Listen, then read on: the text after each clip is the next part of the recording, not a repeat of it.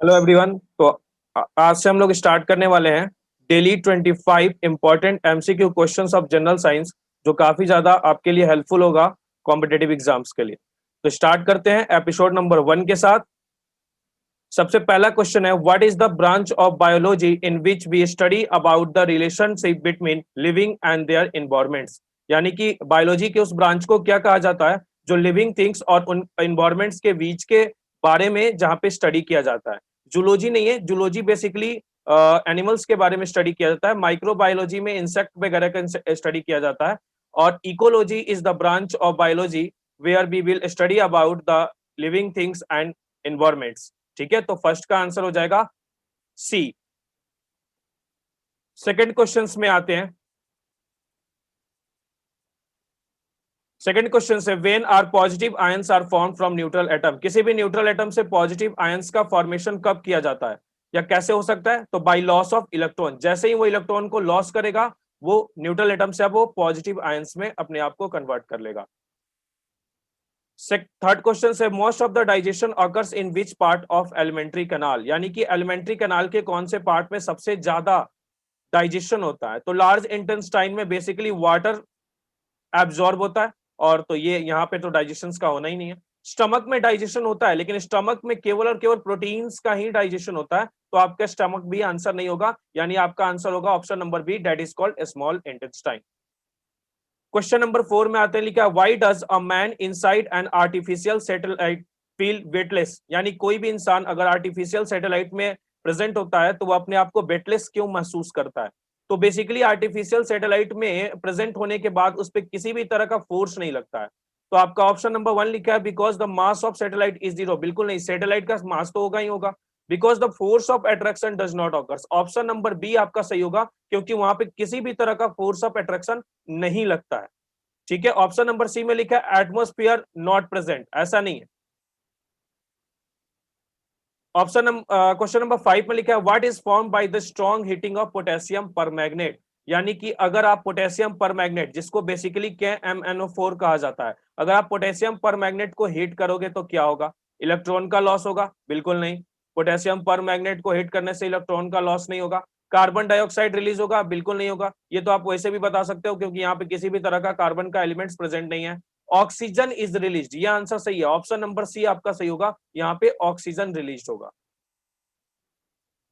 Question number 6 में आते हैं, लिखा a bullet hits and get embedded in a solid block resting on a horizontal friction least table, what is conserved. यानी एक bullet को basically horizontally रखा गया है। कहां पे रखा गया है? तो फ्रिक्शन लीस्ट टेबल में रखा गया है। तो क्या चीज वहां पे कंजर्व होगा? हीट कंजर्व होगा? बिल्कुल नहीं। वेलोसिटी कंजर्व होगा? बिल्कुल नहीं। मोमेंटम कंजर्व होगा? यस, यहाँ पे मोमेंटम कंजर्व होगा। बेसिकली आप जानते भी हो momentum equal to mass into velocity होता है, और जहां पे मास जो होगा वो बेसिकली कांस्टेंट होगा। तो मोमेंटम यहाँ पे कंजर्व्ड होगा, यानी कि ऑप्शन नंबर सी आपका सही होगा। क्वेश्चन नंबर 7 में आते हैं, लिखा है which plant produce seed but not fruit. कौन सा प्लांट है जो सीड का फॉर्मेशन करता है लेकिन फ्रूट नहीं बनाता है? मिंट। मिंट ही एक ऐसा प्लांट है जो सीड का फॉर्मेशन करेगा। इस ऑप्शन में केवल मिंट ही एक ऐसा प्लांट है जो सीड का फॉर्मेशन करेगा। बनाना में सीड होता ही नहीं है, और रोज जो है वो बेसिकली फ्लावर का प्रोडक्शन करता है। Hibiscus is also of production of flower. तो आपका ऑप्शन नंबर ए जो है वो सही हो जाएगा, answer a mint. 8 number question है, which bacteria convert atmospheric nitrogen into nitrogenous compound. यानी कौन सा बैक्टीरिया है जो एटमॉस्फेरिक नाइट्रोजन को नाइट्रोजिनस कंपाउंड में कन्वर्ट करता है? Lactobacillus is not a right answer, क्योंकि लैक्टोबैसिलस बेसिकली जो है वो कर्ड में मिलता है, और वो मिल्क से कर्ड बनाने का काम करता है। राइजोबियम सही है, राइजोबियम सॉइल में मिलता है, और ये नाइट्रोजन को नाइट्रेट्स और नाइट्राइट्स में कन्वर्ट करता है। तो आपका ऑप्शन नंबर बी जो है वो सही होगा। क्वेश्चन नंबर 9 में आते हैं, लिखा है when the universal gas constant R is divided by Avogadro number what is their ratio. यानी आर बेसिकली गैस कांस्टेंट, जिसको रिडर्बर कांस्टेंट भी कहा जाता है, और इसको जब हम लोग एवोगैड्रो नंबर से डिवाइड करते हैं तो ये वोल्टमैन कांस्टेंट कहलाता है। तो आपका ऑप्शन नंबर बी जो है वो सही होगा। क्वेश्चन नंबर 10 लिखा है at constant temperature the product of pressure and volume of a given amount of a gas is constant. यानी टेम्परेचर को अगर हम लोग कांस्टेंट रखते हैं और प्रोडक्ट निकालते हैं प्रेशर और वॉल्यूम का, तो ये क्या होगा? तो बेसिकली हम जानते हैं कि प्रेशर और वॉल्यूम बेसिकली इक्वल होता है एनआरटी के, जो कि जिसको कि हम लोग गैस लॉ भी बोलते हैं। तो ये बेसिकली बॉयल्स लॉ का एक्सपेरिमेंट होगा। बॉयल्स लॉ का डेफिनेशन है जहां पे कांस्टेंट टेम्परेचर पर प्रेशर जो होता है वो वॉल्यूम का जो प्रोडक्ट होगा वो कांस्टेंट होता है। तो आपका ऑप्शन डी जो होगा वो सही होगा। क्वेश्चन नंबर 11 लिखा है, if the amplitude of sound is double what is the frequency reduce to 1/4 what will be the intensity. यानी कि एम्पलीट्यूड किसी भी चीज का हमने, मान लीजिए एम्पलीट्यूड को हमने डबल कर दिया, ठीक है, और फ्रीक्वेंसी को जो हम है उसको हमने 1/4 कर दिया, तो हमारी इंटेंसिटी पे क्या प्रभाव पड़ेगी? तो इंटेंसिटी भी हमारा डिक्रीज कर जाएगा एज अ फैक्टर ऑफ 4, क्योंकि इंटेंसिटी और फ्रीक्वेंसी दोनों एक दूसरे के डायरेक्टली प्रोपोर्शनल होंगे। यहाँ पे decrease by a factor of 6 तो होगा ही नहीं, 6 तो होने ही वाला है नहीं, चाहे वो डिक्रीज हो इंक्रीज हो। Increase by a factor of 4 भी नहीं होगा, क्योंकि यहाँ पे फैक्टर ऑफ 4 से वो डिक्रीज करता है। तो आपका ऑप्शन ए जो होगा वो सही होगा। क्वेश्चन नंबर 12 है, विच इंसेक्ट स्प्रीड कालाजार। यानी कि कालाजार कौन से इंसेक्ट से होता है? आपका आंसर हो जाएगा B, sand fly. Question number 13 है, an endoscope is employed to view the internal part of body organ, it is based on the principle of which reflection. जैसे कि आप जानते हो इंडोस्कोप एक तरह का ऐसा प्रोसेस है जिसमें बॉडी के इंटरनल पार्ट्स को देखा जाता है। तो इस यहाँ पे बेसिकली इंटरनल रिफ्लेक्शंस कराया जाता है और वहां से चीजों को ऑब्टेन किया जाता है। एक्सटर्नल रिफ्लेक्शन नहीं होगा, इंटरनल रिफ्लेक्शन होगा। रिफ्रैक्शन का तो कोई यहाँ पे चांस ही नहीं है। तो आपका ऑप्शन सी जो है वो राइट आंसर होगा। नेक्स्ट क्वेश्चन नंबर 14 लिखा है, विच fraction is obtained between temperature 150 to 300 degree C during fractional distillation of crude petroleum। जब आप क्रूड पेट्रोलियम का फ्रैक्शनल डिस्टिलेशन कराते हो तो 150 से 300 डिग्री सी पे आपको क्या ऑब्टेंड होगा? आपको 150 से 300 डिग्री सी पे केरोसिन ऑब्टेंड होगा, यानी कि ऑप्शन नंबर डी जो है वो आपका राइट आंसर होगा। क्वेश्चन नंबर 15 लिखा है, in the electrolysis the amount of mass deposited और liberated at an electrode is directly proportional to which things. यानी कितना मास वहां पे एब्जॉर्ब्ड होगा, कितना अमाउंट ऑफ मास एब्जॉर्ब्ड होगा, वो डिपेंड्स करेगा कि वहां पे अमाउंट ऑफ चार्ज कितना प्रेजेंट है। तो आपका ऑप्शन ए जो होगा वो सही होगा। एरिया ऑफ इलेक्ट्रोड पे डिपेंड नहीं करता है, क्योंकि इलेक्ट्रोड की साइज इंक्रीज करो डिक्रीज करो कोई फर्क नहीं पड़ने वाला। साथ में इलेक्ट्रोड किस नेचर का है इस पे भी डिपेंड नहीं करता है, केवल और केवल अमाउंट ऑफ चार्ज पे डिपेंड करता है। तो आपका ऑप्शन ए जो है वो सही होगा। 16 नंबर क्वेश्चन है, which branch of science deals with the study of tissue found in the body of organism. यानी कि साइंस के कौन से ब्रांच में हम लोग टिश्यू के बारे में स्टडी करते हैं? तो आपका ऑप्शन होगा C, that is called histology. Embryology में एम्ब्रियो के बारे में स्टडी किया जाता है। माइकोलॉजी में बेसिकली टिश्यू के भंगी के बारे में स्टडी किया जाता है। और टिश्यू कल्चर्स में हम लोग प्लांट्स के प्रोडक्शंस के बारे में डिस्कशंस करते हैं। तो हिस्टोलॉजी में केवल टिश्यू के बारे में स्टडी किया जाता है।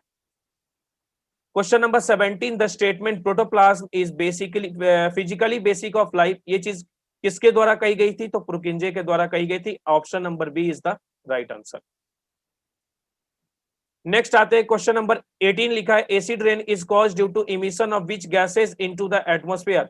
यानी एसिड रेन कौन से गैसेस के कारण होता है? ऑक्साइड ऑफ नाइट्रोजन बिल्कुल नहीं, फॉस्फोरस के ऑक्साइड के कारण होता है लेकिन नाइट्रोजन नहीं। Oxide of sulphur and nitrogen, ये स्टेटमेंट बिल्कुल सही है, यानी कि क्वेश्चन नंबर 18 का आपका आंसर हो जाएगा ऑप्शन नंबर बी। नेक्स्ट आते हैं क्वेश्चन नंबर 19 लिखा है, why does coagulation of blood does not occur inside human body. किसी भी ह्यूमन बॉडी के अंदर ब्लड कोआगुलेट क्यों नहीं करता है? Due to the presence of fibrinogen नहीं होगा, क्योंकि फाइब्रोनोजिन अगर प्रेजेंट होगा तो ब्लड को क्लोट करा देगा। हिस्टामीन भी नहीं होगा, हिस्टामीन भी सेक्रेशन नहीं होगा। जब बॉडी में ज्यादा रिएक्शन होता है तो हिस्टामिन का सेक्रेशन होता है, तो ये भी नहीं होगा। Due to presence of heparin is the right answer, क्योंकि अगर हेपरिन ब्लड में प्रेजेंट है तो वहां पे ब्लड को कोआगुलेट करा देगा बहुत जल्दी। तो आपका ऑप्शन क्वेश्चन नंबर 19 का ऑप्शन नंबर सी जो है वो राइट आंसर होगा। नेक्स्ट आते हैं क्वेश्चन नंबर 20 लिखा है, by which a mixture of sand and naphthalene can be secreted, यानी सेपरेटेड। सैंड और नेफ्थलीन अगर दोनों मिक्सचर साथ में रखा गया है तो इनमें से किसको आप सेपरेट करा पाओगे, या कौन से प्रोसेस से आप इसको सेपरेट करा पाओगे? प्रोसेस का नाम दिया है बेसिकली ऑप्शन में। तो सब्लिमेशन, सब्लिमेशन एक ऐसा प्रोसेस है जिसमें नेफ्थलीन जो है वो वेपर्स में डायरेक्टली कन्वर्ट होगा। तो आपका 20 का हो जाएगा ऑप्शन नंबर ए, कंडेंसेशन नहीं होगा, बिकॉज कंडेंसेशन में तो हम लोग उसको कन्वर्ट कराते हैं लिक्विड के केस के लिए। तो डीसब्लिमेशन भी नहीं होगा, फ्रीजिंग भी नहीं होगा, तो आपका ऑप्शन ए जो होगा वो सही होगा। क्वेश्चन नंबर 21 में लिखा है what are the atom of elements having same mass number but different atomic number. उसकी मास नंबर सेम है, एटॉमिक नंबर डिफरेंट है, इसको आइसोबार कहा जाता है, and that is called option number B is the right answer for 21 questions के लिए। Next question number 22, why is cobalt C60 commonly used in radiation therapy. Radiation therapy में C60 cobalt का इस्तेमाल क्यों किया जाता है? क्योंकि यह अल्फा रेज इमिट करता है, बिल्कुल नहीं। बीटा रेज इमिट करता है, बिल्कुल नहीं। गामा रेज इमिट करता है, ये स्टेटमेंट सही है। तो यहाँ पे आपका ऑप्शन नंबर सी जो है वो सही हो जाएगा, क्योंकि वहां पे वो गामा रेज सेक्रेट करता है, गामा रेज रिलीज करता है। Next question number 23, what is bond formed by the transfer of electron between atoms of the element called। यानी कि एटम्स और यहाँ पे बॉन्ड का जब कंप्लीट ट्रांसफर होता है तो इस तरह के बॉन्ड को आयनिक बॉन्ड बोलते हैं, जैसा कि आप सोडियम क्लोराइड में देख भी चुके हो। सोडियम क्लोराइड में बेसिकली आयनिक बॉन्ड का फॉर्मेशन ही होता है, क्योंकि यहाँ पे कंप्लीट ट्रांसफर ऑफ इलेक्ट्रॉन्स होता है दोनों एटम्स के बीच में, दोनों एलिमेंट्स के बीच में। तो 23 का आपका ऑप्शन नंबर ए जो होगा वो करेक्ट आंसर होगा। नेक्स्ट क्वेश्चन है 24, what is a bond form by the sharing of electron between atoms of the element called. यानी कि शेयरिंग के कारण कौन सा बॉन्ड का फॉर्मेशन होता है? तो शेयरिंग के कारण कोवैलेंट बॉन्ड्स का फॉर्मेशन होता है। आपका ऑप्शन नंबर बी जो है वो करेक्ट आंसर होगा। नेक्स्ट है question number 25, which quantity remains constant in step down transformer में कौन सी क्वांटिटी कांस्टेंट होती है? दो तरह का ट्रांसफार्मर होता है, एक को स्टेप डाउन ट्रांसफार्मर बोलते हैं, एक को स्टेप अप ट्रांसफार्मर बोलते हैं। तो स्टेप डाउन ट्रांसफार्मर बेसिकली क्या करता है? डिक्रीज करता है वोल्टेज को।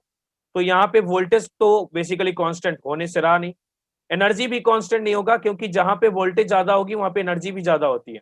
और बेसिकली हीट भी जो है वो कांस्टेंट नहीं होगा, क्योंकि अगर ट्रांसफार्मर की साइज बड़ी है तो ज्यादा हीट रिलीज करेगा, अगर साइज छोटी है तो कम हीट रिलीज करेगा। तो आपका ऑप्शन जो होगा C, that is called power, वो आपका राइट आंसर होगा। तो 25 का ऑप्शन नंबर सी, पावर जो होगा वो राइट आंसर होगा।